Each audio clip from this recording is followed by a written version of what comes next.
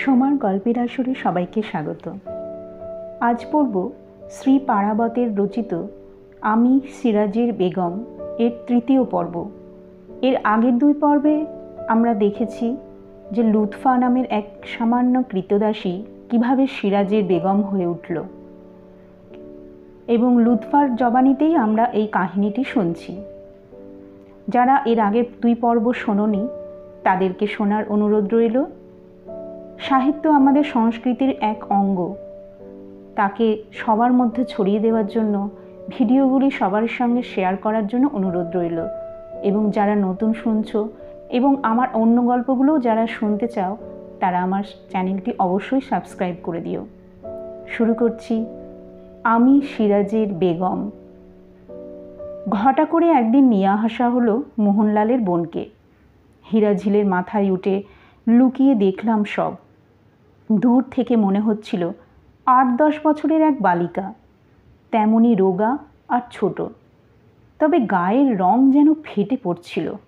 সকালে রোদ্দুর পড়ে অপূর্ব দেখাচ্ছিল মেয়েটিকে। নেশা ধরাবার মতোই রূপ বটে। সিরাজের কল্পনা নিশ্চয়ই আহত হয়নি মেয়েটিকে দেখে। ঝিলের ধারে তার হাসি হাসি মুখের দিকে চেয়ে স্পষ্টই বুঝতে পারলাম সে কথা। কাল সন্ধ্যার সময় মেয়েটির আগমন বার্তা যখন আগে পৌঁছে দিয়ে গেল একজন ঘোড়সওয়ার, তখন থেকেই সিরাজ ছটফট করছিল। তার মনে হয়তো হয়েছিল, ঘোড়ার পিঠেই কেন এলো না সুন্দরী, তাহলে তো একদিন আগেই এসে পৌঁছতে পারত। ভোরবেলা থেকে উঠে সিরাজ বাগিচার মধ্যে বসে রয়েছে। রাতে ভালোভাবে ঘুমোতেও পারেনি। আহা বেচারা, এখন থেকে শুধু দিনেই ঘুমোতে হবে তাকে, রাতে আর সময় পাবে না। ঝিলের ধারে মেয়েটি সিরাজকে কুর্নিশ করে দাঁড়াতেই সে তাকে বুকের মধ্যে জড়িয়ে ধরে, ঠিক প্রথম দিন আমাকে যেভাবে জড়িয়ে ধরেছিল। সিরাজের সুগঠিত দুই বাহুর মধ্যে মোহনলালের বোন অদৃশ্য হয়। এত ছোট কেন সে? ছোট বলেই বোধহয় এত সুন্দর। এখনই আত্মহত্যা করব কি? ছাদ থেকে লাফিয়ে পড়ব? না থাক, দুদিন যাক, নয়ন ভরে একটু দেখে নিই সিরাজ কীরকম মেতে ওঠে। আমাকে নিয়েও সে মেতেছিল কিছুদিন, কিন্তু আমি তো তার নেশা ধরাতে পারলাম না। আমি নাচতে জানি না, গাইতে জানি না, ভালোভাবে কথা বলতেও জানি না। আমি যা জানি সেটা অপরাধ। আমি শুধু ভালোবাসতে জানি। ভালোবাসলে যে ভালোবাসার পাত্রকে উচ্ছৃঙ্খল হতে দেওয়া যায় না। আমার কাছে সিরাজ প্রতি পদে বাধা পেত, যদিও জোর করে বাধা দিইনি কখনো, কিন্তু আভাসে ইঙ্গিতে কথায় বার্তায় তাকে সংযত রাখতাম। সে হাঁপিয়ে উঠেছিল, তাই মনে মনে মুক্তি চেয়েছিল। মুক্তির আশাতেই তার হীরাঝিল তৈরির পরিকল্পনা। তখন অতটা বুঝিনি, বোকার মতো তাই আমিই নামকরণ করে দিয়েছিলাম। সিরাজ মনে মনে কত হেসেছিল। ছাদ থেকে ধীরে ধীরে নেমে আসি। আজকাল ওঠানামা করতে কষ্ট হয়, শরীরটা বড় ভারী। নিজের ঘরে গিয়ে শয্যায় শুয়ে পড়ি। একজন বাদী হন্তদন্ত হয়ে ছুটে এসে সামনে দাঁড়ায়। তাকে চলে যেতে ইঙ্গিত করি। কথা বলতে ইচ্ছে হয় না। এইভাবে চুপচাপ শুয়ে থাকতে থাকতে যদি মৃত্যু আসে কত আরামের হয়। ঘুমোতে গিয়ে সে ঘুম আর ভাঙে না। এমন তো কত হয়। আমার বেলাতেও কি তা হতে পারে না? হলে হীরাঝিলকে আর দেখতে হতো না। গঙ্গার জলের স্রোত আর দেখতাম না। দূরে ওই পারে মুর্শিদাবাদের রাস্তার ধুলো আর কখনো দেখতে হতো না। বিষ, সব বিষ। জলে স্থলে বাতাসে সর্বত্র ছড়িয়ে রয়েছে এই বিষ। আমার গর্ভেও বিষ। ভারী পায়ের শব্দে চেয়ে দেখি সিরাজ আমার দরজায় দাঁড়িয়ে। বিস্মিত হই, এমন দিনে সে আমার ঘরে। মোহনলালের বোনকে ছেড়ে আকারবিহীন এক স্ত্রীলোকের ঘরে বাংলার নবাবের আদুরে নাতি। উঠে বসতে কষ্ট হয়, তবু যতটা তাড়াতাড়ি সম্ভব উঠে বসি। মুখে হাসি আনি। হাসতে হবে যে, আমার যে আনন্দ সিরাজের মুখ দেখে। সে মুখ পার্থিব, চরম পাওয়ার আনন্দে ভরপুর। সে বলে, সে এসেছে লুৎফা, বেহেস্তের পরী দেখবে? নিশ্চয়ই দেখব নবাবজাদা, কিন্তু এখন তো পারবো না। পরে দেখলে অপরাধ নেবেন কি? তাকেই এখানে নিয়ে আসি, কি বলো?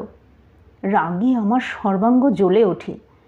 হতে পারে সিরাজ বাংলার ভবিষ্যৎ নবাব, কিন্তু মানুষের মধ্যে যে সম্মানবোধ রয়েছে, সে সম্মানও কি দেবার প্রয়োজন বোধ করে না এরা? ক্ষমতা কি মানুষকে এত উন্মত্ত করে?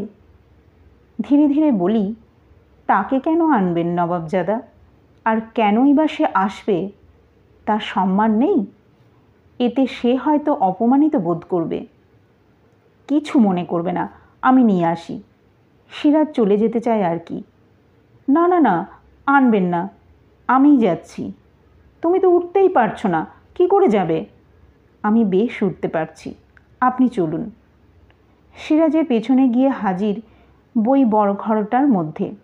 গা এলিয়ে অর্ধশায়িত অবস্থায় বসেছিল বেহেস্তের পরী।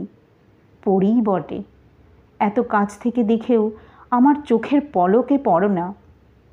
আমাকে দেখে হেসে ওঠে সে, খিলখিল করে হাসে। সে হাসি আর থামতেই চায় না। সিরাজ বলে, অত হাসছো কেন ফৈজি? ফৈজি আমাকে দেখিয়ে আবার হেসে গড়াগড়ি যায়। আমি অসহায়ভাবে সিরাজের দিকে চেয়ে থাকি। ওকে দেখে অত হাসির কি হলো তোমার? সিরাজ প্রশ্ন করে। কে? এতক্ষণে ফৈজি কথা বলে। লুৎফা। সিরাজ আমতা আমতা করে। লুৎফা? বাহ, নামখানা তো সুন্দর। এ দশাকে করল? আপনিই বুঝি? সে আবার হেসে ওঠে। আমার কান গরম হয়ে ওঠে, ইচ্ছে হয় ছুটে বার হয়ে যায়, কিন্তু পারি না। শরীর আরও ভারী হয়ে যায়। বুঝলাম বেশিক্ষণ আর দাঁড়াতে পারবো না। সিরাজকে বলি, আমাকে যেতে আদেশ করুন নবাবজাদা। হ্যাঁ হ্যাঁ, তুমি যাও। ফৈজি বলে, সে কি এত তাড়াতাড়ি? আলাপই যে হলো না। আর আপনি তো আমার কথার জবাব দিলেন না। আমারই সন্তান রয়েছে লুৎফার গর্ভে, সিরাজ স্পষ্ট বলে। ভালো, তা এখন আর কেন রেখেছেন? কাজ তো মিটেছে, এবার বিদায় করুন। নাকি ওই সন্তান বাংলার নবাব হবে? আমি চিৎকার করে উঠি, নবাবজাদা, আমাকে একটু ধরবেন? সিরাজ ছুটে এসে আমাকে ধরে বলে, কি হয়েছে? আমি বোধহয় পড়ে যাব, দয়া করে এই ঘরের বাইরে দিয়ে আসবেন। সিরাজ আমাকে বাইরে নিয়ে আসে। ফৈজির কথা শুনে সে যে আমাকে থাকতে বলেনি, এজন্যে মৃত্যুর আগে কয়দিন তার কাছে আমি কৃতজ্ঞ থাকব। এখানেই বসি নবাবজাদা, আপনি যান। সে কি, এখানে বসার জায়গা কই? মেঝেতেই বসবো। আপনি যান নবাবজাদা, উনি অপেক্ষা করছেন। তা কি করে হয়? কেউ এসে আগে তোমাকে নিয়ে যাক। না না, এতেই হবে, আপনি কিছু ভাববেন না।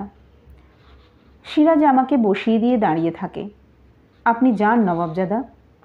সে চলে যায়। ফৈজির ওজন নাকি মাত্র 22 সের। একজন বাদী এসে খবর দিল, ফৈজিকে ওজন করা হয়েছে। সিরাজ খুব হাসাহাসি করেছে, শুনলাম। হাসাহাসি সে সবসময়ই করছে।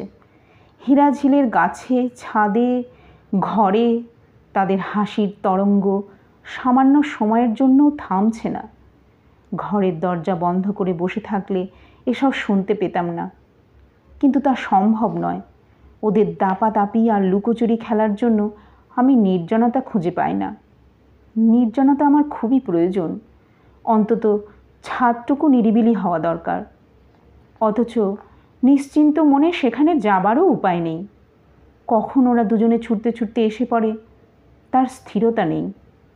বাদীদের সরিয়ে দেওয়া যেতে পারে, কিন্তু ওদের তো তাড়িয়ে দেওয়া যায় না। বরং ওরাই এখন আমাকে তাড়িয়ে দিতে পারে। এরই মধ্যে একসময় ছুটে গিয়ে ওপর থেকে লাফিয়ে পড়া যায়। সে চেষ্টাও করেছি, কিন্তু পারিনি। ভয় করে। মনকে শক্ত করার জন্যে সময়ের প্রয়োজন। সেই জন্যেই চাই নির্জনতা। কাল একবার ছুটে গিয়েছিলাম ছাদে। ভেবেছিলাম কোনো রকম চিন্তা না করেই ঝাঁপিয়ে পড়ব, কিন্তু ঠিক সেই মুহূর্তে গর্ভের শত্রুটা নড়ে চড়ে উঠল। এক অনাস্বাদিত মায়ায় আচ্ছন্ন হলো আমার মন, মরা হলো না।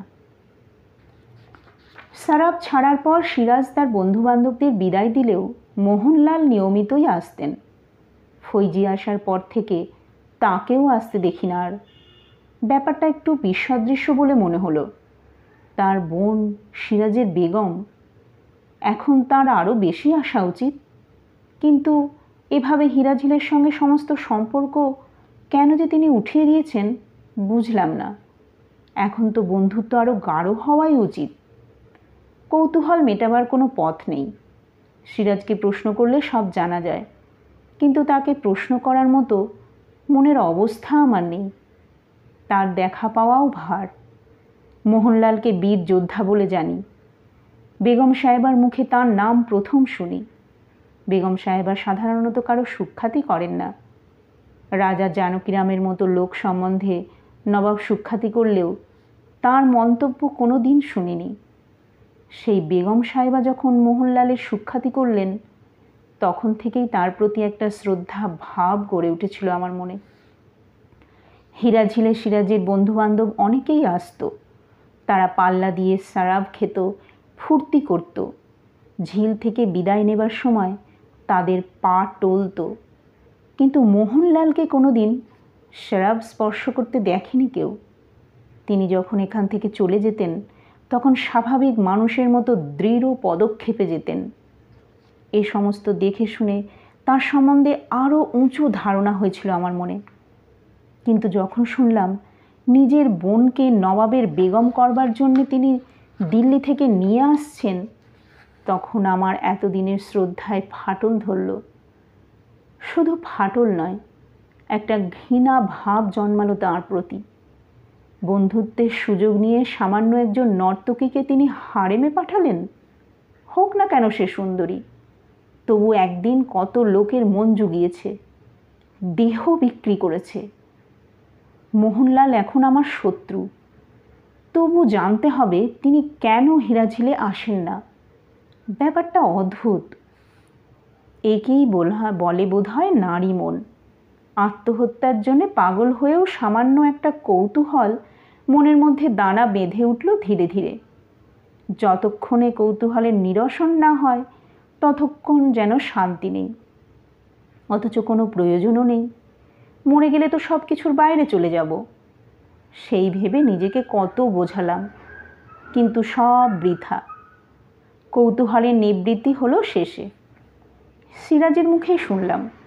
তার সঙ্গে সাক্ষাতের জন্য অবশ্য একটু কৌশল অবলম্বন করতে হলো। স্নানের সময় তার গোছলখানার পাশে গিয়ে দাঁড়ালাম। সেখানেই দেখা হলো। তুমি এখানে লুৎফা? আমার যেন মনে হলো আপনি কাউকে ডাকছেন। কেউ এলো না দেখে আমি নিজেই এলাম। কোনো দরকার আছে কি নবাবজাদা? না, আমি তো কাউকে ডাকিনি।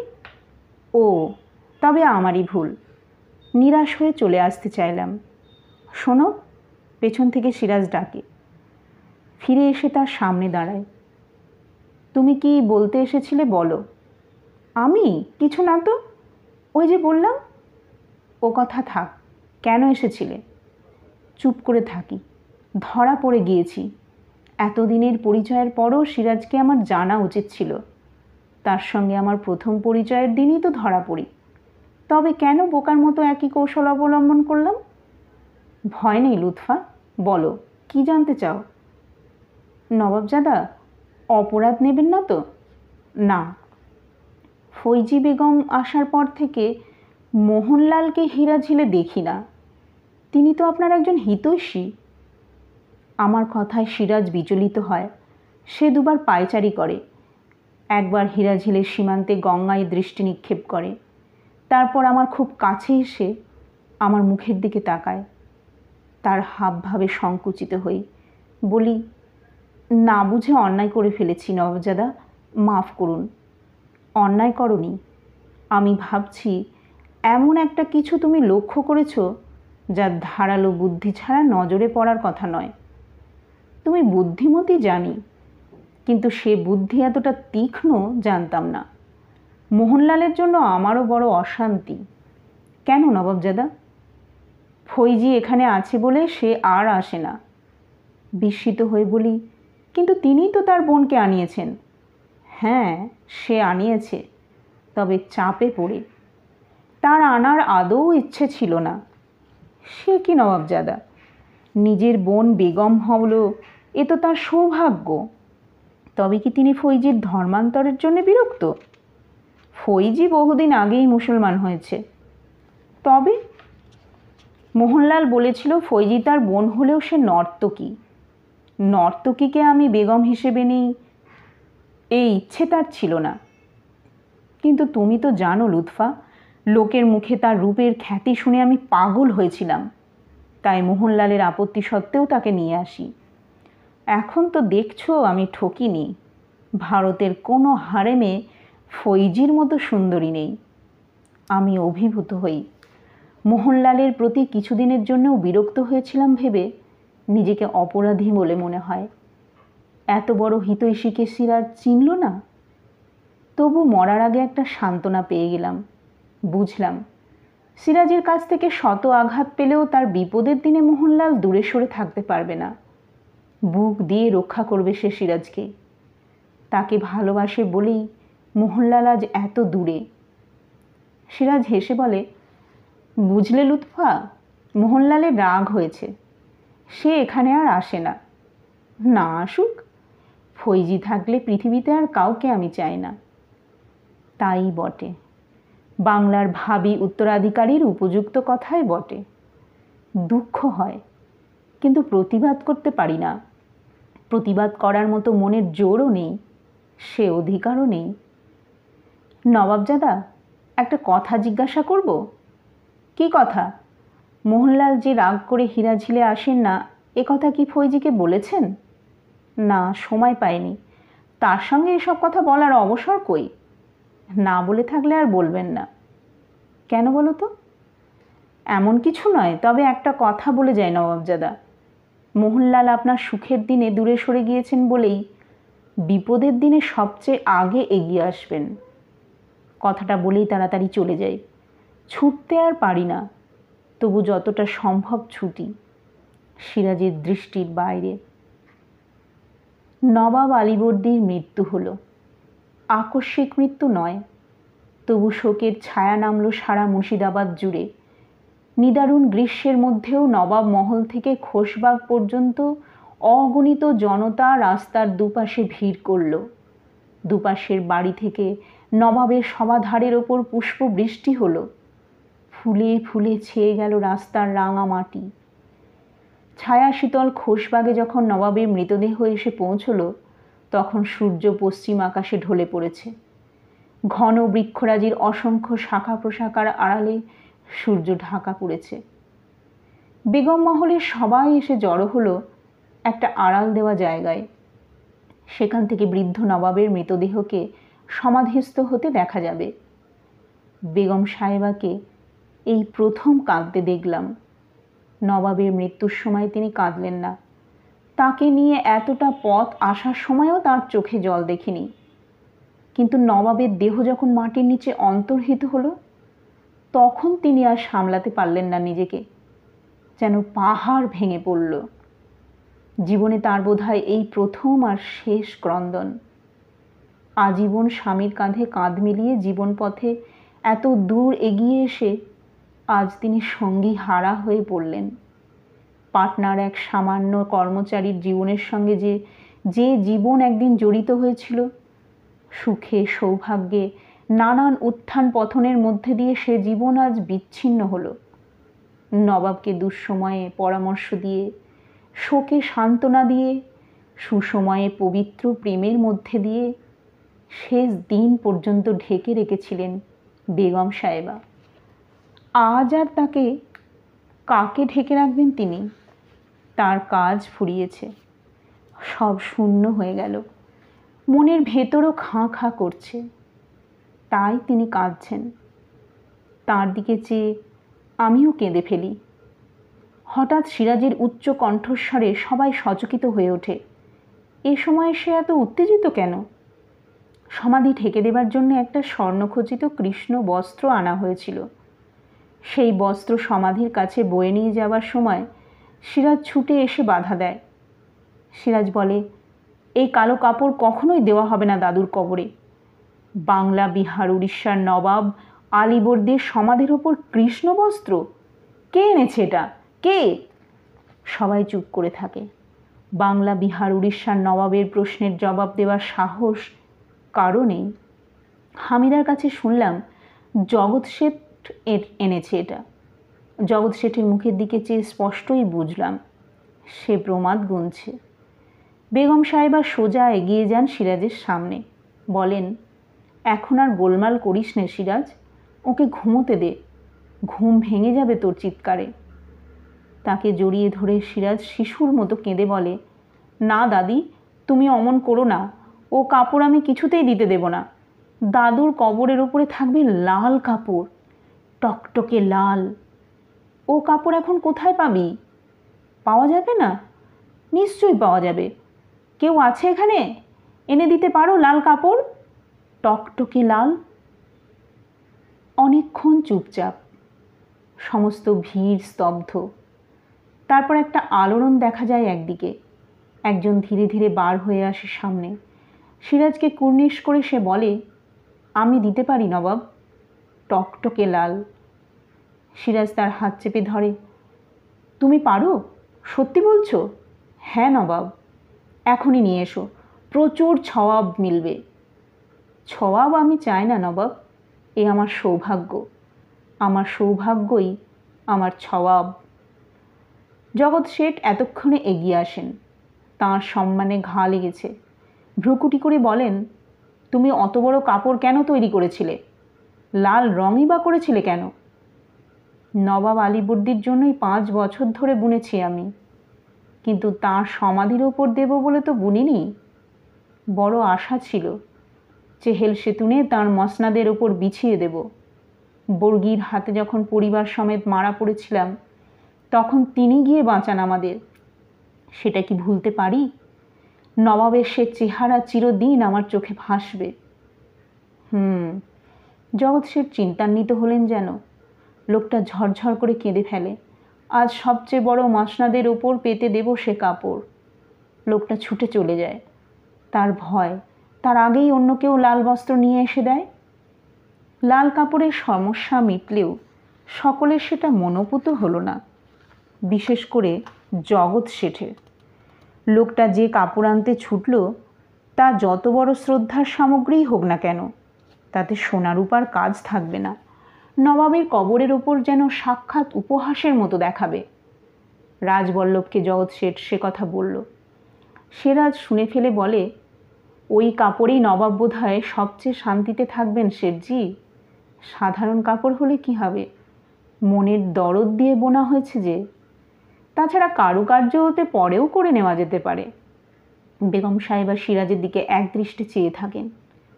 একজন মৌলানা বলেন, কিন্তু এই কৃষ্ণবস্ত্রটির কি হবে? ওটা খোশবাগে ওই ঘরে থাকবে। নবাব বংশ এখনো নির্বংশ হয়নি, পরে কাজে লাগবে। মৌলানা সিরাজের কথা শুনে থতমত খেয়ে চুপ করে যান। একটা কাঠের পেটিকা মাথায় করে লোকটা হাজির হয়। জগৎ শেঠ তাচ্ছিল্য ভরে সেদিকে এগিয়ে যান। তাঁর সঙ্গে যান রাজবল্লভ ও আরও অনেকে। যেন বিরাট এক তামাশা দেখবে সবাই। কিন্তু ঢাকনা খুলতে যে জিনিস চোখে পড়ে, তা দেখে কারো কথা সরে না। গভীর বিস্ময়ে নির্বাক দৃষ্টিতে সবাই চেয়ে থাকে সেদিকে। মসলিন আর রেশমের অপূর্ব শিল্প, সর্বাঙ্গে সোনার কাজ। কৃষ্ণবস্ত্রটির জন্যে মনে মনে জগৎ শেঠের একটা গর্ব ছিল, কিন্তু পেটিকা থেকে রক্তবস্ত্রটি বার করে যখন মেলে ধরা হলো, তখন পাশের ম্রিয়মাণ কালো কাপড়ের চেয়েও জগৎ শেঠের মুখ আরও অন্ধকার হয়ে গেল। সকলের অজ্ঞাতে কালো কাপড়ের একাংশ দুমুঠো দিয়ে চেপে ধরলেন, যেন সবটা মুঠোর মধ্যে নিতে পারলেই তিনি বেঁচে যেতেন। তারপর আস্তে আস্তে একটা আম গাছের আড়ালে গিয়ে দাঁড়ালেন।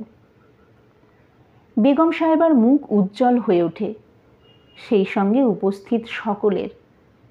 সিরাজ লোকটির 2 হাত চেপে ধরে বলে, কিভাবে তৈরি করলে এই জিনিস? তোমাকে দেখে তো ধনী বলে মনে হয় না। আমি সত্যিই গরিব নবাব। আধপেটা খেয়ে জমি জমা বিক্রি করে আমি আর আমার ছেলে এটা বুনেছি।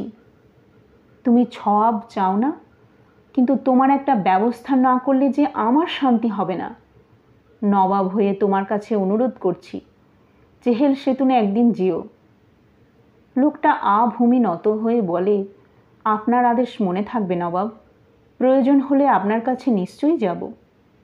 মন আমার সবসময় ভীতি বিহ্বল। কেন এমন হয় জানি না, সর্বদাই মনে হয় একটা নিষ্ঠুর হাত এগিয়ে আসছে মুর্শিদাবাদের টুটি চেপে ধরতে। ঘুমের ঘোরেও কেঁপে উঠি, চমকে ঘুম ভেঙে যায়। বর্গীদের অমানসিক অত্যাচারের মধ্যেও এমন ভয় কখনো পাইনি। তখন উন্মুক্ত আকাশের দিকে চেয়ে থাকলেও মন ভরত। যদি দৃষ্টি নিক্ষেপ করতাম গঙ্গার অগাধ জলরাশির দিকে, তাহলে শান্তি পেতাম মনে রং ধরত বাগিচার সৌন্দর্য দেখে। ফলে নত গাছের অবস্থা দেখে রক্তিম হয়ে উঠতাম। এখন সবই রয়েছে, অথচ মনে সাড়া জাগে না। প্রথমে ভাবতাম হয়তো সিরাজের ব্যবহারে এমন হয়েছে, কিন্তু তাতে বাগিচার সৌন্দর্য উপলব্ধি না করলেও উদ্দাম আকাশের দিকে চেয়ে মুহূর্তের জন্যেও অন্যমনস্ক হব না কেন? গঙ্গার জল যেন টকবক করে ফুটছে, তাতে সামান্য শীতলতার কথাও ভাবতে পারি না এখন। আত্মহত্যা করা হয়ে ওঠেনি। 2 মাসের শিশুকন্যার মুখের দিকে চেয়ে সব কিছু ভুলতে চেষ্টা করি। হুবহু সিরাজের মুখের আড়া দেখতে দেখতে মাঝে মাঝে তন্ময় হয়ে যায়। সিরাজকে যেন নতুন করে পেয়েছি। তবু মাঝে মাঝে সে মুখের দিকে চেয়ে ভয় পায়, ভীষণ ভয় পায়। শিশু যদি কথা বলে ওঠে, কে তুমি? তোমাকে তো চাই না, ফৈজিকে ডাকো। তাড়াতাড়ি বুকের মধ্যে চেপে ধরি তাকে, নিজেকে বোঝায় এ তো সিরাজ নয়, এ পুরুষও নয়। পুরুষ না হলে কি নিষ্ঠুর হওয়া যায়? কই, আমি তো সিরাজকে ভুলতে পারলাম না। কার জন্যে আমি আত্মহত্যা করিনি? নিজের সন্তানের জন্যে? কখনোই নয়। সন্তানের মধ্যে সিরাজকে পাওয়ার তীব্র আকাঙ্ক্ষাতেই জীবনের উপর ছেদ টানতে পারিনি। পৃথিবীতে কেউ একথা কি বিশ্বাস করবে? শিশু কাঁদলে ভাবি সিরাজই কাঁদছে।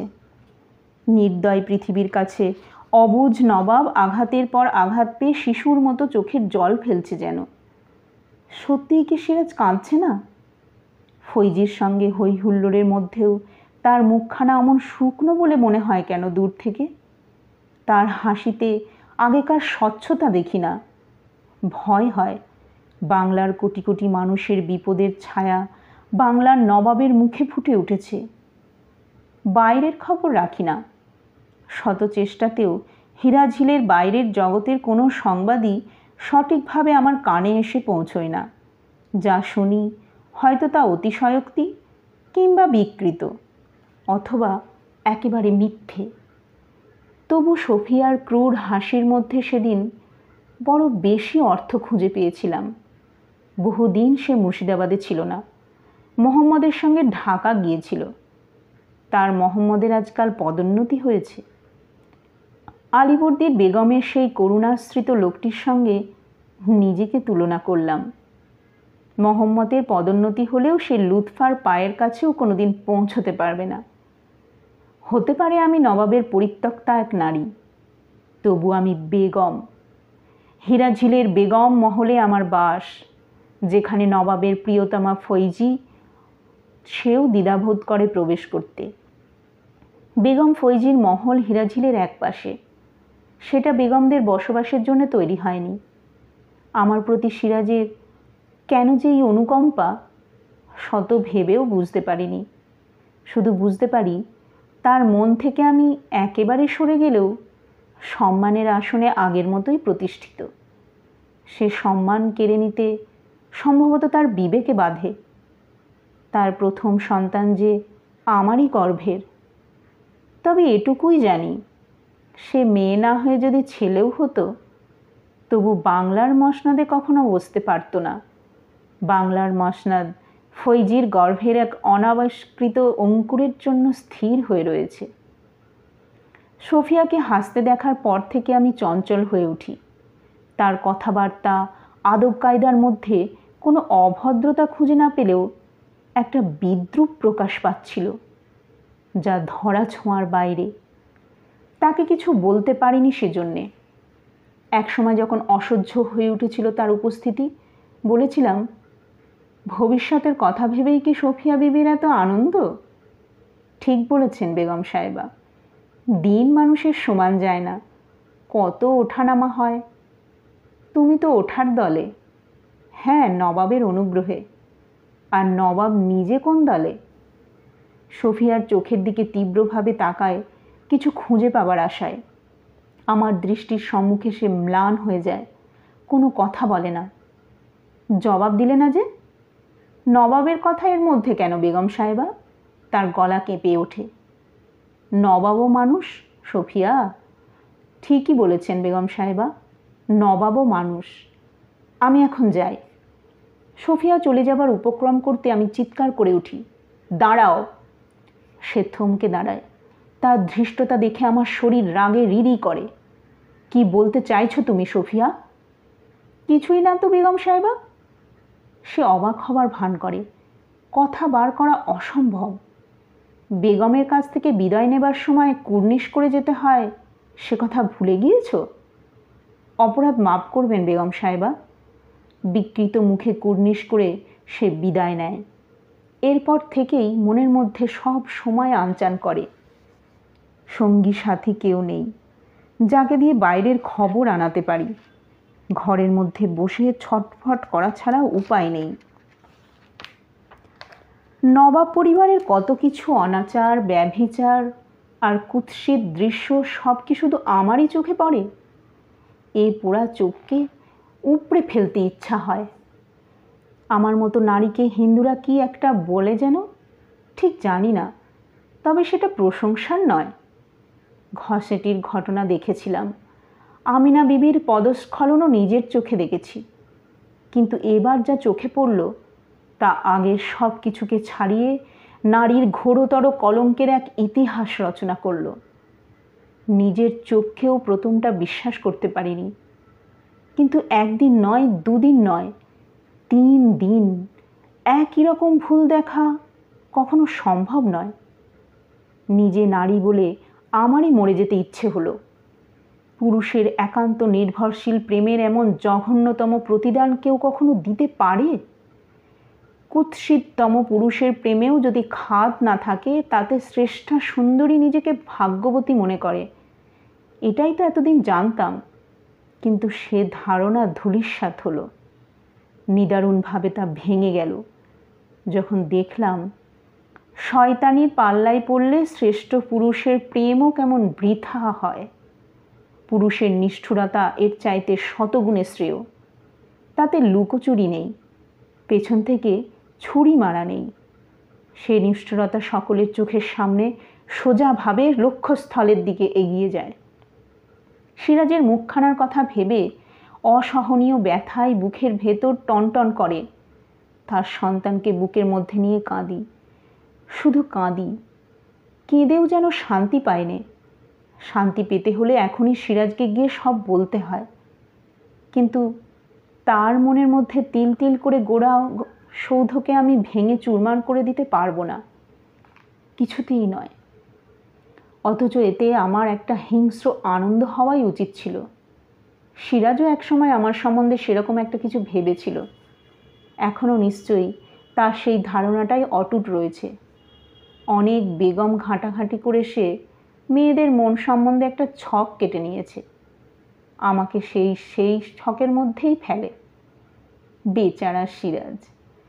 এই 3 দিনের ঘটনা এখন তাকে বলতে গেলে সে বিশ্বাসই করবে না। উল্টে আমাকে হয়তো হত্যা করার আদেশ দিয়ে বসবে। কিন্তু তবু বলাই যে উচিত।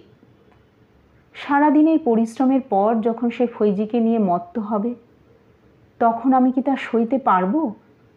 ফৈজির হাসির মুখোশ আর আহ্লাদে গলে যাওয়া ভাব দেখে কি স্থির থাকতে পারবো আমি? স্থির না থেকে উপায়ও নেই। সিরাজ দারুণ আঘাত পাবে। দীর্ঘ দেহ, আগুনের মতো গায়ের রং সেই পুরুষের। নবাবের একান্ত বিশ্বাসী আর প্রিয় পাত্র। হবে নাই বা কেন? সৈয়দ মোহাম্মদ খাঁ তো পর নয়। সিরাজের ভগ্নিপতি সে। যত কিছু সর্বনাশ সবই দেখছি এই আত্মীয় আর বন্ধুর রূপের মধ্যে দিয়েই আসে। সৈয়দ মোহাম্মদ খাঁকে দেখে কয়েক বছর আগে আর এক বীর পুরুষের কথা মনে পড়ে। হোসেন কুলি খাঁর জন্যে এখনও দীর্ঘশ্বাস ফেলি। তাকে কখনো অপরাধী বলে মনে হয় না। ঘসেটি যেদিন আমাকে পদাঘাত করেছিল, সেদিন তিনি যেভাবে আমাকে রক্ষা করেছিলেন তা আজও আমার মনের মধ্যে গেঁথে রয়েছে। তার সেই সহানুভূতিপূর্ণ সম্বোধন এখনও কানে বাজে। দুর্ভাগ্য যে তিনি আমিনা বেগম আর ঘসেটির লালাই বোনা জালের মধ্যে এসে আটকে পড়েছিলেন। গবাক্ষের ধারে তার চোখ মুখের অসহায় আর বিরক্তির ভাব আর কেউ না দেখুক, আমি দেখেছিলাম। নারী দেহের সংস্পর্শে এসে সাময়িকভাবে তিনি উত্তেজিত হয়েছিলেন সত্য, কিন্তু সেটা তার ধীর বুদ্ধি আর বিবেচনাপ্রসূত কার্য নয়। জালের মধ্যে পড়ে অন্য কিছু করা তার পক্ষে সম্ভব ছিল না। ফৈজির সঙ্গে সৈয়দ মোহাম্মদ খাঁকে দেখে আমার হোসেন কুলি খাঁর কথাই মনে হয়েছিল। সেও হয়তো এমন পরিণতির কথা কখনো কল্পনা করেনি, কিন্তু তার দীর্ঘ ঋজু গৌরবর্ণ দেহখানা ফৈজির নেশা ধরিয়েছে। শিকারকে বশে আনার জন্যে কথার ভঙ্গি আর কটাক্ষের ফাঁদ পেতে সে ধীরে ধীরে অগ্রসর হয়েছে। এই 3 দিনে তারই পরিণতি দেখলাম। পুরুষ মানুষ ইচ্ছে করেই ফাঁদে পা দেয় অনেক সময়। অন্তত সিরাজের স্বভাব দেখে আমার সেই ধারণাই হয়েছে। কারণ ব্যভিচারের ফলাফল তাকে ভোগ করতে হয় না বড় একটা। ফাঁদে পা দিতে হলে বিপদের ঝুঁকি পুরুষকে আরও উৎসাহিত করে। সাদামাটা একঘেয়েমির মধ্যে যে ঠিক তৃপ্তি পায় না। ফৈজি নারী, কিন্তু তার মন নিশ্চয়ই পুরুষোচিত, নইলে সে কি কল্পনা করতে পারছে না নিজের কত বড় সর্বনাশ সে ডেকে আনছে। প্রথমে হয়তো সে এতটা ভেবে দেখেনি, কিন্তু সৈয়দ মোহাম্মদ যখন তাকে পাগল করল, তখন সব ভেবেও আর পিছিয়ে আসতে পারছে না। ফৈজি মহা মূর্খ। সিরাজকে সে চিনতে পারেনি। মেয়েটাকে হামিদার কাছে রেখে ধীরে ধীরে হিরাঝিলের ছাদে গিয়ে উঠি। সিরাজ এখনও ফেরেনি চেহেল সেতুন থেকে। কোনো দিন তো এত দেরি করে না। তাই ভাবনা হয়। এখন তার জন্য ভাবনাটুকুই অবশিষ্ট রয়েছে। প্রতিকারের উপায় নেই। আগের মতো আমার কাছে এলে কি একদিনও দেরি করে ফিরতে দিতাম? এখন লুৎফা নামে একজন নারী সে হিরাঝিলে বাস করে, একথা হয়তো তার মনেই নেই। তবু নেপথ্যে থেকে প্রতিদিন নিয়মিত সময়ে তার গাড়ির ঘোড়ার খুরের আওয়াজের জন্যে উন্মুখ হয়ে বসে থাকি। সে ঠিক সময় না এলে চিন্তিত হই। ছাদ থেকে গঙ্গার অপর পারে মতিঝিলের চূড়া দেখা যায়। ঘসেটি বেগম রয়েছে সেখানে। হাসি পেল ঘসেটি বেগমের কথা মনে হওয়ার। নওয়াজিসকে নবাব করার বহু চেষ্টাই সে করেছে, কিন্তু সবই ব্যর্থ হলো। গাড়ির আওয়াজ পায়। মন্থর গতিতে সিরাজের গাড়ি ফটক দিয়ে ভেতরে প্রবেশ করে। তার গাড়ির এমন ধীর গতি দেখে মন খারাপ হয়। অসুস্থ নয় তো সিরাজ? আস্তে গাড়ি চালানো মোটেই পছন্দ করে না সে। সর্বদাই সে চায় উল্কার বেগ। ছাদ থেকে নেমে তার কক্ষের পাশে লুকিয়ে থাকি। ফৈজির ঘরে প্রথমে না গেলে সে এখানেই আসবে। কান পেতে দাঁড়ায়। পায়ের শব্দ পায়। জানি আমি তার সম্মুখে যাব না। তবু বুক দুরু দুরু করে। এত কাছ থেকে অনেক দিন দেখার অভ্যেস নেই তাকে। সিরাজ আমার পাশ দিয়ে যাওয়ার সময় তার গায়ের বাতাস এসে লাগবে আমার গায়ে। তখন তার শরীরের সুপরিচিত গন্ধ পাবো আমি। কিন্তু যদি কেঁদে ফেলি? একটা থামের গায়ে হেলান দিয়ে দাঁড়াই। নিজের পায়ের ওপর নির্ভর করার ক্ষেত্রে নিরাপদ নয়। সিরাজ আরও কাছে এগিয়ে আসছে। কেমন যেন ঢিমে তালে হাঁটছে। মোটেই স্বাভাবিক নয়। নিজের মহলের মধ্যেও সে হাঁটে যুদ্ধক্ষেত্রের বীর যোদ্ধার মতো দ্রুত এবং সমান তালে। তার সেই রকম চলন দেখতে সবাই অভ্যস্ত। নবাব আলীবর্দীর কাছে তার শপথের কথা ভোলেনি তো? শরাব ধরল নাকি আবার? উঁকি না দিয়ে পারি না। সিরাজের ফৈজি থাকতে পারে, থাকতে পারে তার 1000টা বেগম, রাজত্ব থাকতে পারে, সৈন্য সামন্ত থাকতে পারে, কিন্তু সে যে একান্তই আমার, তাকে আর কেউ চিনবে না, কেউ বুঝবে না, ভালোবাসতেও পারে না। তাই তার মুখের দিকে চেয়ে শিউরে উঠি। এ কি চেহারা হয়েছে! অসুখ করেনি তো? চোখ দুটো লাল হলেও বুঝতে কষ্ট হলো না যে নেশার লাল নয়। নিজের অজ্ঞাতে কখন যে তার দিকে এগিয়ে গিয়েছিলাম জানি না। একেবারে তার সামনে গিয়ে খেয়াল হলো। সিরাজও আগে আমাকে দেখতে পায়নি। যখন দেখল তখন আর পালিয়ে যাওয়ার উপায় নেই আমার। কে? চমকে ওঠে সে। আমি জবাব দিতে পারি না। লজ্জায় দ্বিধায় সমস্ত শরীর মন জড়িয়ে আসে। লুৎফা? হ্যাঁ নবাব, এখনও বেঁচে আছি। জানি আমার আগে তুমি মরতে পারো না। উদার কণ্ঠস্বর তার, তবু তার মধ্যে এমন একটা কিছুর স্পর্শ ছিল যা আমাকে আনন্দ দিল। ক্ষমা করবেন নবাব, আপনার মুখের দিকে চেয়ে স্থির থাকতে পারিনি, নইলে আড়ালেই থাকতাম। সে চেষ্টা করেও ছিলাম। আমার চমকে ওঠা ভুল হয়েছিল। বোঝা উচিত ছিল তুমি আজ আসবে। কেন নবাব? সুখের সময় আড়ালে থেকে নজর রাখো, আর দুঃখের সময় দেখা দাও। আর একজনও এমনি আছে, তবে সে নারী নয়, পুরুষ। সে মোহনলাল। দুঃখ? কিসের দুঃখ আপনার? সাধারণ দুঃখে নবাবদের ভেঙে পড়তে নেই, তাই না লুৎফা? আমার পিতা নিহত হলে তুমিই একথা বলেছিলে একদিন।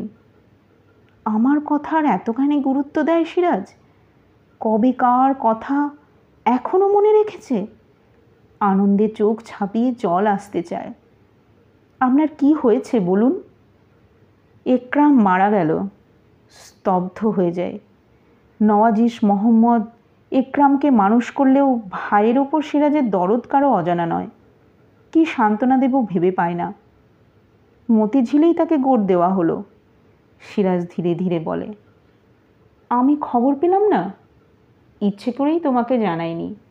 অসুখটা ছোঁয়াচে, বসন্ত। তোমার মেয়ে রয়েছে। মেয়ের কথা তাহলে সে ভোলেনি? আমাকেও ভোলেনি। তবু আমার সঙ্গে দেখা করে না। জন্মানোর পর মেয়ের মুখও দেখেনি এ পর্যন্ত। আশ্চর্য! নবাবরা সত্যিই সাধারণ মানুষ নয়। ঘরে চলুন নবাবজাদা। তুমি যাবে? আপনি আপত্তি করলে যাব না। ফৈজি বেগমের কাছে খবর পাঠাবো? মুখে ফৈজির কথা বললেও মনে মনে নবাবের কাছে থাকতে চাইছিলাম। আজকের দিনে তাকে আর কারো কাছে রাখতে মন চাইল না। সিরাজের জবাবের অপেক্ষায় তার মুখের দিকে চেয়েছিলাম। ভয় হলো যে আমার কথা মতো হয়তো সে ফৈজিকে খবর পাঠাতে বলবে। তুমি ফৈজিকে ডাকতে চাও লুৎফা? আপনার অভিরুচি। আমি তোমার কাছেই থাকতে চাই। তুমি এখানে না এলেও তোমার ঘরে যেতাম। এসব দিনে ফৈজির কথা মনেও আসে না। মনে মনে বলি, জীবনেও তার কথা মনে আসা উচিত নয়। সে শয়তানি, সে ঘোর পাপিষ্ঠা। সে অবুঝ যুবকের মন নিয়ে সাংঘাতিক খেলায় মত্ত হয়েছে। মুখে বলি, মেয়েরা বড় নীচমনা নবাব। আমাকে আপনার বিপদের দিনের প্রলোভন দেখাবেন না। শেষে হয়তো আল্লাহর কাছে শুধু সেই সব দিনেরই প্রার্থনা করব। সিরাজ গম্ভীর হয়ে বলে, তুমি তা পারবে না। তবে প্রার্থনা করার আর প্রয়োজন হবে না লুৎফা। সেদিন আসছে, আর একটু ধৈর্য ধরো। সিরাজের হাত ধরে ঘরে নিয়ে যায়। মতিঝিলের সুন্দর বাগিচার এক নির্জন কোণে মাটির নিচে সিরাজের ভাই একরামউদ্দৌলা একাকী শুয়ে রইল। কিশোর একরামের কিশোরী বেগম নাকি তার শিশুপুত্রকে নিয়ে প্রতিদিন তার স্বামীর কবরের পাশে কাঁদতে বসে। পিশাচি ঘসেটির প্রাণে কিশোরীর এই ব্যথা বিন্দু মাত্র স্পর্শ করেছে বলে বোধ হয় না। তার সম্বন্ধে নানা রকম গুজব হিরাজিলের কঠিন পাহারা ভেদ করে এখনও আমার কানে আসে। আজকাল মতিঝিলে নাকি রাজবল্লভের ভারী আদব। হোসেন কুলিখার মৃত্যু ঘটিয়ে ঘসেটির হাত পেকেছে। নওয়াজিস মোহাম্মদের জন্য কষ্ট হয়। সে তার বেগমের ঠিক বিপরীত। ঘসেটি হয়তো বাংলার মসনদের লোভ এখনও ত্যাগ করেনি। হয়তো কেন, সঠিকভাবেই একথা বলা যেতে পারে। কারণ রাজবল্লভ যেখানে যায় সেখানে ষড়যন্ত্র না হয়ে পারে না। কিন্তু বিন্দুমাত্র দ্বিধা না করেও বলা যায় নওয়াজিশ এসবের মধ্যে নেই। হামিদা একদিন এসে বলল যে নওয়াজিশ নাকি পাগলের মতো হয়ে গেছে। মাঝে মাঝে বাইরে গিয়ে হামিদা এরকম 2-4টে খবর শুনে এসে আমাকে বলে। সে বলল একরামের বেগম কেঁদে ভাসায়, আর নওয়াজিশ 2 হাতে দিয়ে কবরের পাশের মাটি আঁচড়ায়। মাটি খুঁড়ে সে ছেলেকে বুকে জড়িয়ে ধরতে চায়। তবু যদি নিজের ছেলে হতো। নওয়াজিশ নাকি আর বাঁচবে না। তার শোক মারাত্মক রকম বৃদ্ধি পেয়েছে। হাকিম দেখাবার কোনো ব্যবস্থা নেই। যার বেগম উদাসীন তাকে আর দেখবে কে? তার কঙ্কালসার চেহারার প্রতি ঘসেটির আকর্ষণ থাকার কোনো কারণ নেই। তার চেয়ে রাজবল্লভ অনেক বেশি লোভনীয়। সে ষড়যন্ত্র করে, পরামর্শ দেয়। নওয়াজিশের মতো সরল মূর্খ সে নয়। তার উপর তার দেহ রক্তমাংসে ভরপুর, ঠিক হোসেন কুলিখা যেমনটি ছিলেন। মাঝে মাঝে ভাবি ঘসেটি বেগম যদি মেয়ে না হয়ে নবাব আলীবর্দীর পুত্র হয়ে জন্মাতো, তাহলে দাদুর শত আদরের নাতি হলেও সিরাজ কখনো মসনদে বসতে সক্ষম হতো না। যে ক্ষুরধার বুদ্ধি, প্রভাব বিস্তারের যে অপরিসীম ক্ষমতা, যে নিদারুণ কুটিলতা আর নির্মমতা ঘসেটির রয়েছে, তা যে কোনো পুরুষকে সার্থক নবাব হতে সহায়তা করে। কিন্তু ঘসেটি নারী, তাই রক্ষা। সে পুরুষ হলে বাংলার ইতিহাস অন্যরকম হতো। নবাব আলীবর্দী তাহলে শেষ দিন পর্যন্ত মসনদে থাকতো না নিশ্চয়ই। শাহজাহানের মতো কোনো দুর্ভেদ্য দুর্গে বসে সংকীর্ণ গবাক্ষের মধ্যে দিয়ে বাইরের দিকে চেয়ে দীর্ঘশ্বাস ফেলতে ফেলতে তার জীবন শেষ হতো। পুরুষ হতে হতে নারী হয়ে জন্মেছে ঘসেটি। তাই নারী হতে হতে পুরুষ হয়ে জন্মানো নওয়াজিশের প্রতি শুধু বিদ্বেষ ছাড়া আর কিছু সঞ্চিত নেই তার হৃদয়ে। মনে হয় প্রথম কৈশোরে সে যখন নওয়াজিশকে পছন্দ করে শাদী করেছিল, তখন তার মেয়েলি মনের পুরুষোচিত কাঠিন্য নওয়াজিশের পুরুষ মনের নারী সুলভ মিষ্টত্ব দেখে ভুলেছিল। তারপর যখন ঘসেটির দেহ যৌবন জল তরঙ্গে পরিপূর্ণ হলো, তখন তার ভুল ভাঙল। সে বুঝল তার দেহ মনের পরিতৃপ্তির জন্যে আরও নিষ্ঠুর, নির্মম, শক্তিশালী পুরুষের প্রয়োজন। মতিঝিলের প্রাসাদ থেকে এক গাঢ় কৃষ্ণবর্ণ ছায়া পক্ষ বিস্তার করে বাংলায় সৌভাগ্য সূর্যকে ধীরে ধীরে গ্রাস করার চেষ্টা করছে। সিরাজের মুখ দেখে সে কথা স্পষ্ট অনুমান করি। মুখে সে কিছু বলে না, কিন্তু অন্তরে সে প্রতিনিয়ত ক্ষতবিক্ষত হচ্ছে। তার মস্ত প্রমাণ হলো এই যে ফৈজিকে এখনো পর্যন্ত বিন্দুমাত্র সন্দেহ করেনি। সৈয়দ মোহাম্মদ খাঁর ঘন ঘন হীরাঝিল পরিদর্শনকে সে অস্বাভাবিক বলে মনে করতে পারেনি। তীক্ষ্ণ বুদ্ধির অধিকারী সিরাজের দৃষ্টি এড়িয়ে এ সমস্ত ঘটনা কখনোই ঘটত না, যদি তার চিত্ত স্থির থাকত। বুঝলাম বাংলার মসনদ নিয়ে তার মনে ঝড় বইছে। হারেমের বাইরে যাদের চিরকাল বন্ধু বলে, আত্মীয় বলে জানে, তাদের ওপর এক ঘোর অবিশ্বাস তার মন ছেয়ে ফেলেছে। সে হাঁপিয়ে উঠেছে। তাই মনকে যেখানে মেলে দিয়েছে সেখানে আর একই বিষয়ে দেখতে সে চায় না। হারেমে সে শান্তি চায়। তাই দুর্বহ চিন্তাভারের মধ্যেও ফৈজির কৃত্রিম হাসিতে এখনও সে মুগ্ধ, বিগলিত হয়। আগের মতোই হীরাঝিলের জলাশয়ে গভীর রাত পর্যন্ত এখনও তার বজরা ভাসে। সেই বজরা থেকে ফৈজির নূপুর ধ্বনি ভাসতে ভাসতে গঙ্গার ডিঙি নৌকার মাঝি মাল্লাদের কানে গিয়েও পৌঁছয়। বাইরের কাঠামোটুকু ঠিকই বজায় রয়েছে, কিন্তু ভেতরের মস্ত ফাটল। বাইরে আর ভেতরে সিরাজ সর্বশান্ত হতে বসেছে। ভেবে ভেবে রাত্রে নিদ্রা নেই আমার। মেয়েটার ফুলের মতো ঘুমন্ত মুখের দিকে চেয়ে তারই ভবিষ্যতের কথা চিন্তা করে একের পর এক বিনিদ্র রজনী কাটিয়ে দিই। ফৈজির কথা সিরাজকে শত চেষ্টাতেও বলতে পারিনি।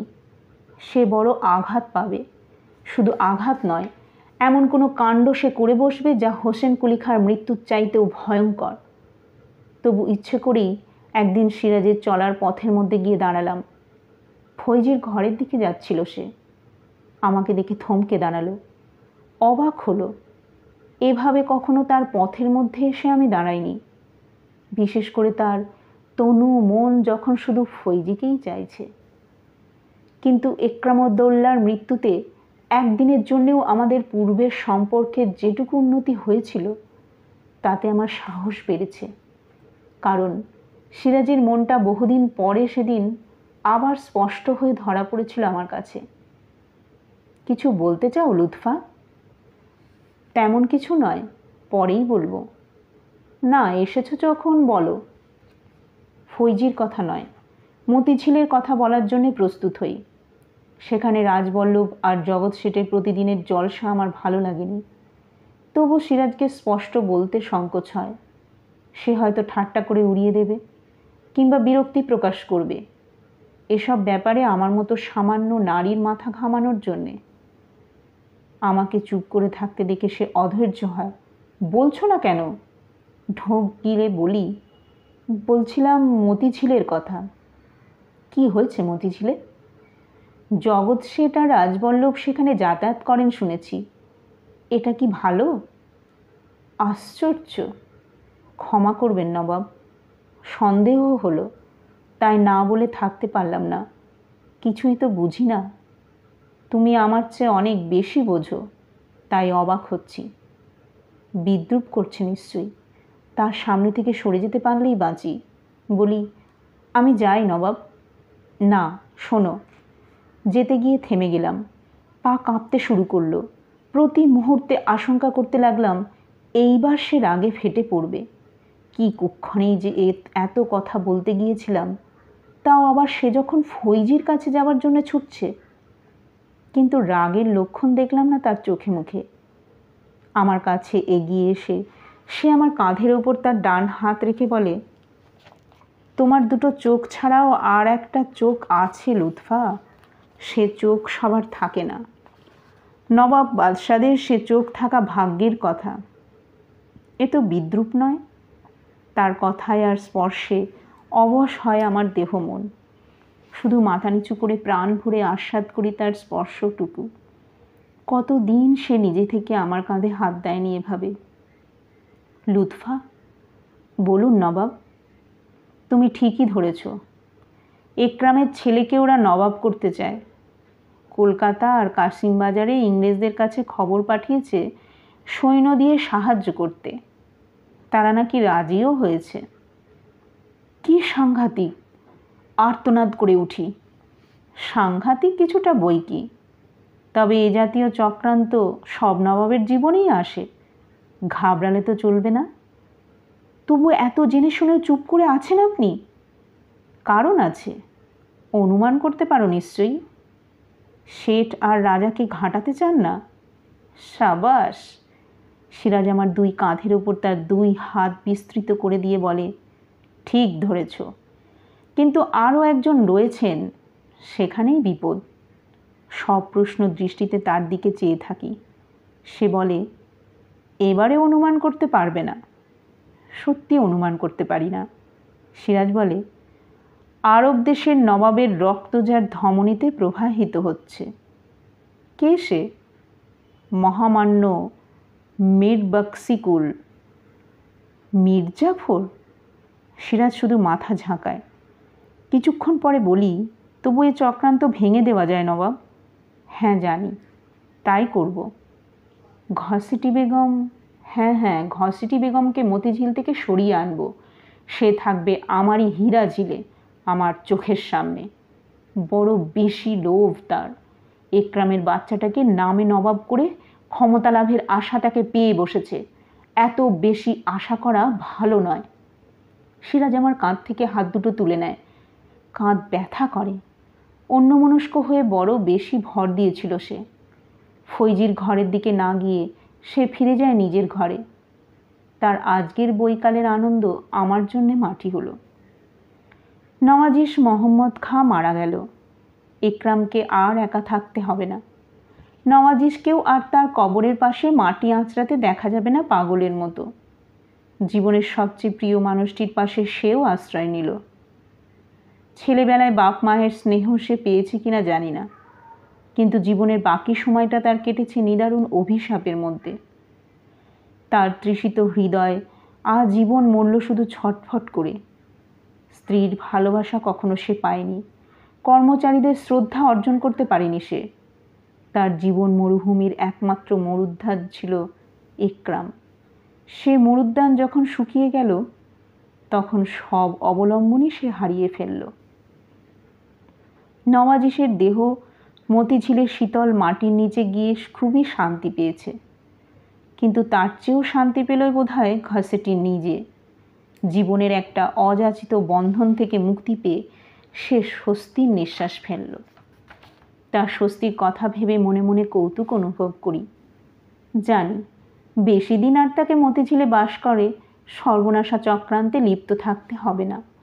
সিরাজ ইতিমধ্যেই মতি স্থির করে ফেলেছে, অবসর মতো একটা দিন দেখে সে ঘসেটিকে হীরাঝিলে চলে আসবার জন্য জানাবে আমন্ত্রণ।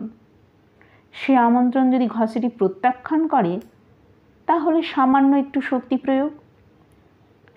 প্রয়োগ করতে হতো না যদি ঘসেটির টোপের নবতব মৎস্য মীর নজর আলীর উদয় হতো ইতিমধ্যে। রাজবল্লভের চেয়েও তার আদর নাকি এখন অনেক অনেক বেশি মতিঝিলে। রাজবল্লভের বেলায় কুর্নিশ, আর নজর আলীর বেলায় কদমকেশী, নফর আর জারিয়াদের প্রতি কড়া হুকুম ঘসেটির। যোদ্ধা বলে নজর আলীর খ্যাতি আছে, সিরাজ বলেছিল। সামান্য কিছু সৈন্যও সে নাকি জমা করে রেখেছে মতিঝিলে। কথাটা যদি সত্যি হয়, তাহলে বুঝতে হবে নজর আলী শুধু যোদ্ধাই, ধূর্ততা বলে কিছু নেই তার মধ্যে। কিংবা এও হতে পারে যে সে অতিরিক্ত ধূর্ত। ঘসেটির মন রেখে যতদিন মধুপান করা যায় সেটাই সম্ভব, কারণ নিজে যোদ্ধা হয়ে তার পক্ষে সিরাজের পরাক্রম না জানা অসম্ভব। মতিঝিল আক্রমণ যদি অনিবার্য হয়ে ওঠে, তাহলে দেখা যাবে সেই সর্বপ্রথম সিরাজের পায়ের ওপর এসে পোষা কুকুরের মতো লুটিয়ে পড়েছে। ঘসেটি হীরাঝিলে চলে এলে মধু পান করা যখন আর সম্ভব হবে না, তখন কেন শুধু শুধু নবাবের সঙ্গে শত্রুতা করা, বিশেষত যে নবাব শৌর্য, বীর্য আর পরাক্রমে অসাধারণ। সিরাজের বাহুবল শত্রুদের জানতে বাকি নেই, তাই তলে তলে এত আয়োজন। সে যদি সরফরাজ হতো, তাহলে এই সমস্ত গোপনীয়তার প্রয়োজন হতো না কখনোই। দেশের যারা মাথা, যাদের হাতে দেশের চাবিকাঠি, তারা সকলে সিরাজের বিপক্ষে থেকেও সহজে কিছু করতে পারছেন না। মির্জাফর, মীর বক্সিকুল না হয়ে আজ মোহনলাল যদি সে পদে থাকতেন, তাহলে জগৎ সেটা রাজবল্লভ কেঁচোর মতো মাথা নিচু করে থাকত। ইংরেজরা তাহলে এতদিনে জাহাজে গিয়ে উঠত, কিংবা সমুদ্রে ডুবত। নিজের শয়নকক্ষে মেয়েটিকে নিয়ে খেলা করছিলাম, আর এসব কথা ভাবছিলাম। হামিদা হন্তদন্ত হয়ে ছুটে এলো। কি হয়েছে হামিদা? নবাব আপনাকে ডাকছেন। তার চোখে মুখে ভীতির চিহ্ন পরিস্ফুট। তিনি চেহেল সেতুন থেকে ফিরলেন কখন? এই মাত্র। এই সময় তো ফেরেন না তিনি, কোথায় আছেন? মেয়েটিকে ছেড়ে উঠে দাঁড়িয়ে প্রশ্ন করি। ফৈজি বেগমের ঘরে। সে কি? সেখানে আমাকে যেতে বলেছেন? ঠিক বলছো তো?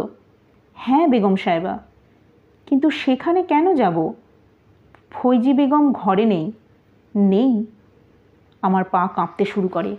তার সেখানে না থাকার গূঢ় কারণ রয়েছে। যদি সত্যি হয়, তাহলে ভয়ঙ্কর একটা কিছু ঘটে যাবে অতি শিগগির। কেউ রোধ করতে পারবে না। ফৈজির ঘরে এখন গেলে সিরাজ হয়তো আমাকেই হুকুম করবে তাকে খুঁজে বার করার জন্যে। আমি তা পারবো না, কিছুতেই না। আমি অনুমান করতে পারি ফৈজি এখন কোথায় রয়েছে, কার সঙ্গে রয়েছে। অনুমান করতে পারি বলেই আমি নবাবের হুকুম তামিল করব না। নানান কথা ভাবতে ভাবতে ঘর ছাড়তে আমার দেরি হয়ে গেল। বাইরে সিরাজের পায়ের শব্দ পেলাম। হামিদা, মেয়েটাকে নিয়ে শিগগির দরজার আড়ালে যা। হামিদা লুকোতেই সিরাজ প্রবেশ করে। তার চেহারার বর্ণনা আমি দিতে পারবো না, তবে এইটুকু বলতে পারি, অমন ভয়ঙ্কর মুখের চেহারা জীবনে দেখিনি।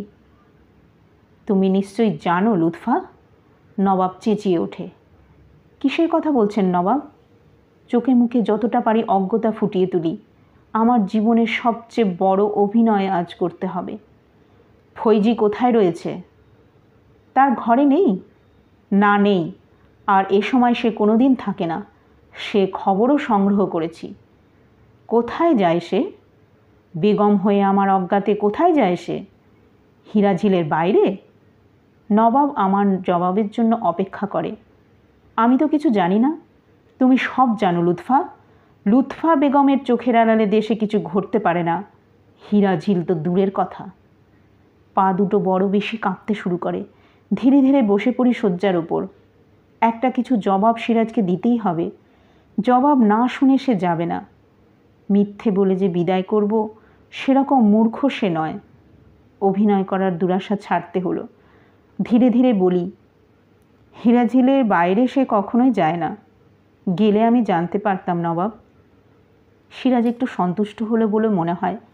তার চোখ মুখের উত্তেজনা যেন অনেকটা প্রশমিত। ছোট্ট একটা চৌকির ওপর তার ডান পা তুলে দিয়ে বলে, কোথায় তবে সে? হীরাঝিলের ভেতরেই কোথাও আছে নিশ্চয়ই। খুঁজে দেখেছি সব, নেই। মনে মনে বলি, সব খোঁজা হয়নি। একসময় আলীবর্দীকে যে প্রকোষ্ঠে আটকে রেখে অর্থ আদায় করা হয়েছিল, গোলকধাঁধার সেই ঘর কয়টি এখনও বাকি রয়েছে। ভালোবাসার পাত্রীকে সেই ঘরখানার রহস্য জানাতে যে তুমি বাদ রাখোনি সিরাজ। মুখে বলি, তাহলে বোধহয় ফৈজি বেগম আপনার সঙ্গে লুকোচুরি খেলছে মজা করে। লুৎফা! তার চিৎকারে ক্রোধ ফুটে উঠল না, বরং অসহায় আর্তনাদ বলে মনে হলো সে চিৎকার। মাফ করবেন নবাব, আমার হয়তো ভুল হয়েছে। ভুল নয়, তুমিই লুকোচুরি খেলে মজা দেখছো। মনের সঙ্গে লুকোচুরি খেলছো তুমি। স্তব্ধ হয়ে যায়। সিরাজ বলে, আসলে বলো ফৈজি কোথায় তা তুমি প্রকাশ করবে না। যে কোনো কারণেই হোক বলতে তুমি ভয় পাচ্ছ। কিন্তু সিরাজকে কি এখনও চিনলে না? ফৈজির ধরন ধারণ অন্যরকম মনে হতো বলেই আজ আমি অসময়ে ফিরে এসেছি। যখনই তার কাছে যায় মনে হয় সে যেন ক্লান্ত। আমার সম্মান রাখার জন্য শুধু নিষ্প্রাণ পুতুলের মতো মন জুগিয়ে যায়। তাই সন্দেহ হয়েছিল। সিরাজকে সব কিছুতে ফাঁকি দেওয়া যায়, কিন্তু মনের ব্যাপারে ফাঁকি দেওয়া বড় কঠিন। সে ফাঁকি শুধু তুমি দাওনি, তাই চিরকাল তুমি লুৎফাই আছো। হ্যাঁ, হীরাঝিল থেকে তাড়িয়ে দেননি বটে। অভিমান করার যথেষ্ট কারণ তোমার রয়েছে, কিন্তু সব কিছু লক্ষ্য করে একটা জিনিস তোমার চোখ এড়িয়ে যায় কেন লুৎফা? নবাব সিরাজউদ্দৌলা সব জায়গায় মাথা উঁচু করে থাকলেও তোমার কাছে যখন আসে মাথা নিচু করেই আসে। বছরে একবার দুবার এলে সেভাবেই আসেন বটে, তার জন্যে আমি কৃতজ্ঞ বই কি। অভিমান করো না, এটা নবাব সিরাজের দুর্ভাগ্য। সে কিমা পোলাও ছেড়ে সে শরাবের দিকে বেশি ঝুঁকে পড়ে, তাই তার এই দুর্দশা। কিমা পোলাও নেশা ধরায় না বটে, কিন্তু বেঁচে থাকতে হলে সেটারই দরকার। নবাব সব জানেন দেখছি। জানি লুৎফা, সবই জানি, তবু নিজেকে সামলাতে পারি না। এবার বোধহয় সামলাবার দিন এসেছে। তুমি আমার জর্জ বিরিঞ্জু, খিচড়ি, শেব বিরিঞ্চু। তুমি আমার কিমা পোলাও, সাওলা। তুমি আমার দম পোক্ত, কালিয়া কাবাব, দুনিয়া যা। ফৈজি শরাব, শুধু শরাব। তাকে আমি খুঁজে বার করবই। শরাবের পাত্র একদিন চূর্ণ করেছিলাম, মনে আছে? আজ আবার সেদিন ফিরে এসেছে। তোমাকে আর বলে দিতে হবে না কোথায় রয়েছে সে। আমি বুঝতে পেরেছি। হীরাঝিল আমার নিজের তৈরি, তার অতি গোপন স্থানও আমার কাছে উদ্ঘাটিত। সে ঘর ছেড়ে চলে যেতে চায়। সিরাজ! বহুদিন পরে তার গলা জড়িয়ে ধরে বুকে মাথা রাখি, তার নাম ধরে ডাকি। চোখ দিয়ে ঝরঝর করে জল গড়াই আমার। চেপে রাখার চেষ্টা করি না। কি লুৎফা, তুমি জানো সে কোথায় রয়েছে? জানি বই কি, তবে এতটা আশা করিনি। তাকে ক্ষমা করো সিরাজ। না, তাকে দূর করে দাও হীরাঝিল থেকে, বাংলা, বিহার, উড়িষ্যার সীমানার বাইরে। তাহলে সত্যি কে রয়েছে তার সঙ্গে লুৎফা? সৈয়দ মোহাম্মদ খাঁ। সিরাজ শক্ত হয়ে ওঠে। তাকে ক্ষমা করো সিরাজ, না না, ক্ষমা করতে পারবো না। তুমি এতদিন বলনি কেন? তুমি ব্যথা পাবে বলে। আশ্চর্য, বেগম হয়ে বড় ভুল করেছো লুৎফা। আমি যদি কৃষক হয়ে তোমাকে পেতাম তাহলে বাংলার মসনদও চাইতাম না। ক্ষমা করলে তো ফৈজিকে? কথা দিতে পারি না। সে ঘর ছেড়ে চলে যায়। হামিদা শিশুটিকে নিয়ে আড়াল থেকে বার হয়ে আসে। সে বলে, আমিও সব জানতাম বেগম সাহেবা। ফৈজি বেগমের জন্য এত করে বলা আপনার ভুল হলো। ভুল হয়নি হামিদা। অনেক দিন থেকেই তো নবাব পরিবারে আছো। চিরকাল হিংসা আর প্রতিহিংসাই দেখলে। মনও তোমার সেইভাবেই তৈরি হয়েছে। একটু ক্ষমা করতে ক্ষতি কি? মেয়েটিকে শুইয়ে দিয়ে হামিদা বার হয়ে যায়। হামিদার কোলেই সে ঘুমিয়ে পড়েছিল। সিরাজের কথাগুলো মনে মনে রোমন্থন করি। সে শান্তির একটা ছোট্ট নেট চায়। মসনদ ছেড়ে দিয়ে কৃষক হতে চায়। যদি কেউ তাকে প্রাণ ভরে ভালোবাসে। মসনদের চারিদিকে ঘিরে অবিশ্বাস আর ষড়যন্ত্রের জন্যে তার কবি মন বিষাক্ত। আমিও একসময় বেগম হতে চাইতাম না। সাধারণ সৈনিকের বধূ হয়ে ছোট্ট সুখ আর ছোট্ট দুঃখে জীবন কাটিয়ে দেবার স্বপ্ন দেখতাম। স্বপ্ন দেখতাম খড়ে ছাওয়া কুটিরের, আর একটি পুরুষের একান্ত নির্ভরশীল প্রেমের। কোথা দিয়ে কি সব হয়ে গেল। পুরুষ হৃদয়ের ভালোবাসা পেয়েছি, কিন্তু একেবারে একান্ত কি? আর একান্ত হলেও ভালোবাসা সর্বদা আমাকে ঢেকে রাখে না। শুধু অসময়ে আমার কাছে আশ্রয় আর সান্ত্বনা চায়। তাতে আমার বুভুক্ষু মন যে ভরে না। বাকি সময়টা যে আমি কেঁদে মরি। সিরাজও হয়তো এরকম একটা কিছু ভাবে। কৃষক পরিবারে জন্মালে মনকে বিক্ষুব্ধ করার মতো নানা উপকরণ এসে জুটত না। ফৈজির নাগাল পাওয়া যেত না। নিশ্চিন্তে আমারই মুখের দিকে চেয়ে জীবন কাটাতে পারত। কিন্তু সিরাজ কৃষক নয়, নবাব। সে চায় নবাবীর অপরিসীম ক্লান্তি, অপনোদনের জন্য ফৈজির মতো এক তীব্র নেশা। আর সবার উপরে সে প্রেমিক, তাই পদে পদে আঘাত পায়। ফৈজির মন যে প্রেমিকার মন নয়। সহসা চিৎকার শুনে দরজার দিকে এগিয়ে যায়। হামিদা এসে বলে, সর্বনাশ হয়েছে বেগম সাহেবা। ফৈজিকে পাওয়া গিয়েছে? হ্যাঁ, সৈয়দ মোহাম্মদ খাঁকেও। জানি। নবাব খেপে গিয়েছেন? জানি। আপনি না গেলে? যাব। সৈয়দ খাঁ এখনো আছেন? না, নবাব তাকে ছেড়ে দিয়েছেন। কিছুই বলেননি তাকে, তাই না? হ্যাঁ, জানতাম। ফৈজির ওপরই নবাবের রাগ, আর রাগ নিজের অক্ষমতার ওপর। সাধারণ পুরুষের মতো সে যে সৈয়দের ওপর প্রতিহিংসা পরায়ণ হয়ে উঠবে না, এ জানা কথা। সিরাজ ঘসেটি নয়। হামিদাকে সঙ্গে নিয়ে যায় গোলকধাঁধার কাছে। সিরাজ একা দাঁড়িয়ে রয়েছে বাইরে। ভেতর থেকে ফৈজি চিৎকার করে তাকে গালাগালি দিচ্ছে। নিজের কবর নিজে খুঁড়ছে সে। ভুলে গিয়েছে যে সিরাজ তার প্রেম ভিখারি হলেও সে বাংলার নবাব। শুনছ লুৎফা? কাছে গিয়ে দাঁড়াতে সিরাজ বলে। অদ্ভুত শান্ত তার কণ্ঠস্বর। কোনো রকম উত্তেজনা নেই। এত শান্ত ভাব ভালো নয়। আমি বলি, ফৈজি চুপ করো, অন্যায় করেছ, তার জন্যে ক্ষমা চাও নবাবের কাছে। ও, তুমিও এসেছো? এতদিনে লুৎফা বেগমের দিকে নজর পড়েছে নবাবের? ভালো, খুব ভালো। পাগলামি করো না ফৈজি, তুমি মোহনলালের বোন। শত অপরাধ করলেও ক্ষমা পেতে পারো। চুপ কর বাঁদি, তোর কথা শুনতে চাই না। আমার গা গরম হয়ে ওঠে তার কথায়। আমি যে এককালে জারিয়া ছিলাম সে কথা মনে করিয়ে দিতে চাইও। এবার সিরাজ বলে, আর তুমি নর্তকী। সম্মানের আসনে বসিয়েছিলাম, অথচ সে সম্মান রাখলে না। নর্তকীদের স্বভাবই তাই নবাব। ভুলে যাচ্ছ কেন যে সে কারো বন্দি নয়? আমি সেধে আসতে চাইনি। যে আমাকে দিল্লি থেকে নিয়ে এসেছিলে, দয়া করে এনেছিলাম। নইলে তোমার মতো হাজারটা নবাবকে কিনতে পারে এমন লোকেরা আমার পা ধরে তুষ্ট করত। আমি চেঁচিয়ে উঠি, ফৈজি চুপ করো। কিন্তু সে তখন উন্মাদ। ধরা পড়ে গিয়ে লজ্জা শরমের আর বালাই নেই। তার ওপর সিরাজ তাকে ঘরের মধ্যে বন্দি করে রেখেছে। না, চুপ করব না। জারিয়ার হুকুম আমি মানি নে। আমাকে হীরা ঝিলের বাইরে দিয়ে এসো, তবে চুপ করব। সিরাজ বলে, তোমার অপরাধের ভালো রকম কৈফিয়ত না দিলে ছাড়তে পারি না। বাংলার নবাব দিল্লির বাদশার তুলনায় সামান্য হলেও এখন তুমি তারই আওতায়। কিসের কৈফিয়ত? আমি কোনো অন্যায় করিনি। আমার মন নিয়ে তুমি ছিনিমিনি খেলেছ। নবাব ভুলে যাচ্ছ কেন? ওটা আমাদের ব্যবসা। তুমি বেশ্যা। ঠিক বলেছেন, কিন্তু নবাবের মা তো বেশ্যা ছিলেন না। তিনি কেন হোসেন কুলি খাঁর সঙ্গে? ফয়জি! সিরাজ রাগে থরথর করে কাঁপতে থাকে। সত্যি কথা ভয় পায় না বলতে। তাঁর কেচ্ছা শুনলে আমারও লজ্জা হয় নবাব। ফয়জি! ভয় দেখাচ্ছ কাকে নবাব? বেশ্যা কারো ঘরে বন্দি থাকে না।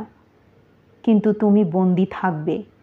তোমার সুন্দর শরীরের মাংস গলে পচে যে কঙ্কাল বার হয়ে পড়বে, সেই কঙ্কালও বন্দি থাকবে এই হীরাঝিলে। হীরাঝিলের মধ্যেই শেষ কঙ্কাল একদিন মাটির সঙ্গে মিশে যাবে। হঠাৎ দেখতে পায় সিরাজের ইঙ্গিতে বাগিচা থেকে 4-5 জন লোক ছুটে এসে ফৈজির বন্দি ঘরের সামনে দেওয়াল তুলে দিতে শুরু করে। ভয়ে আমার শরীর হিম হয়ে আসে। প্রথম থেকে সিরাজ তাহলে সব ঠিক করেই রেখেছিল। এতক্ষণ শুধু ফৈজিকে বাঁচবার সুযোগ দিচ্ছিল, আর সে হয়তো আমারই অনুরোধে। সিরাজ যে সাংঘাতিক একটা কিছু করবে আমি জানতাম, কিন্তু সেটা যে এত অমানসিক হবে কল্পনাও করিনি। আমি তার হাত চেপে ধরে বলি, নবাব, এ শাস্তি ওকে দিও না। শুধু এই কথাটা তোমার আমি রাখতে পারবো না। এরপর থেকে তোমার সব কথারই মর্যাদা আমি রাখব। নবাব, ওকে ছেড়ে দাও, ও দিল্লি চলে যাক। পাগল! ও ফিরে গেলে 2 মাসের মধ্যেই মুর্শিদাবাদ আক্রান্ত হবে। তাহলে ওকে হোসেন কুলি খাঁর মতো হত্যা করো। না, ও বন্দি থাকবে হীরাঝিলে চিরকাল। নবাব, ক্ষমা করো লুৎফা, শেষবারের মতো ক্ষমা করো। আমি ছুটে পালিয়ে আসি সেখান থেকে। পেছনে ফৈজির ভীত আর্ত কণ্ঠস্বর শুনতে পাই। সে বুঝতে পেরেছে বার হবার পথ চিরদিনের মতো বন্ধ হয়ে যেতে বসেছে। নবাবের কাছে আকুল মিনতি জানাচ্ছে এতক্ষণ পর। জানি তার সব আকুতি বৃথা হবে, সব বৃথা। নিজের ঘরে গিয়ে অনেকক্ষণ স্তব্ধ হয়ে বসেছিলাম। এমন সময় সিরাজ এসে প্রবেশ করে। কান্নায় ভেঙে পড়ি আমি। কেন এই নিষ্ঠুর কাজ তুমি করলে নবাব? আমারও কম কষ্ট হচ্ছে না লুৎফা। সে মোহনলালের বোন, শুধু তাই, আর কিছু না। ভালো হয়তো বাঁচতাম, কিন্তু তার চেয়ে নেশাটাই বড় ছিল। তুমি নেই একথা ভাবতে পারি না, অথচ ফৈজি নেই বেশ ভাবতে পারছি। সে হয়তো এখনও বেঁচে রয়েছে, নিঃশ্বাস নেবার মতো যথেষ্ট বাতাস সেখানে অনেকক্ষণ থাকবে, হয়তো থাকবে। ওকে মুক্ত করে দাও।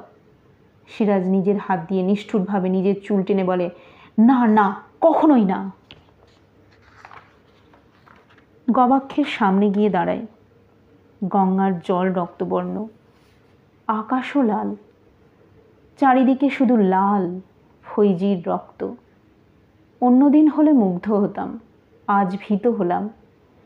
সিরাজ আর আমার মধ্যে বড় ব্যবধান আজ অপসারিত হয়েছে, অথচ আনন্দিত হতে পারছি না। সিরাজের কাজ শতনিষ্ঠুর হলেও খানিকটা চোখের জল ফেলে আমার নিশ্চিন্ত হওয়া উচিত ছিল, কিন্তু হতে পারলাম কই। হীরাঝিলের বাগিচার মধ্যে দিয়ে মোহনলালকে হেঁটে আসতে দেখে সিরাজকে বলি সে কথা। হ্যাঁ, তাকে আসতে বলেছিলাম। তাকে তুমি কি বলবে নবাব? সত্যি কথা সব বলবো। তুমি বন্ধু হারাবে, হাজার হলেও সে ফৈজির ভাই, একই মায়ের পেটের ভাই। তবু বলতে হবে লুৎফা, উপায় নেই। সিরাজের সঙ্গে আমিও পর্দার আড়ালে গিয়ে দাঁড়াই। বাইরে তখন অন্ধকার ঘনিয়ে এসেছে। একে একে জ্বলে উঠছে হীরাঝিলের আলো। ঝিলের জল সে আলোয় চকচক করছে, যেন ফৈজির জন্য কাঁদছে। ফৈজিকে নিয়ে বজরা আর ঝিলের জলকে মাতাল করে তুলবে না। বজরাটি এক কোণে নিশ্চুপ হয়ে দাঁড়িয়ে রয়েছে, ব্যথায় মুখ যেন।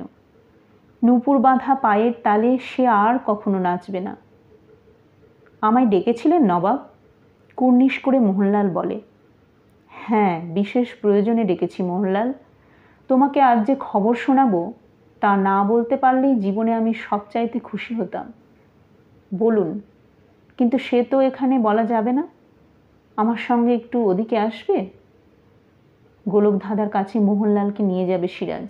তাড়াতাড়ি সবার অলক্ষ্যে আগে থেকে আমিও সেখানে গিয়ে উপস্থিত হই। মোহনলালকে নিয়ে এসে সিরাজ বলে, মোহনলাল, আমাকে ক্ষমা করো। সে কি নবাব?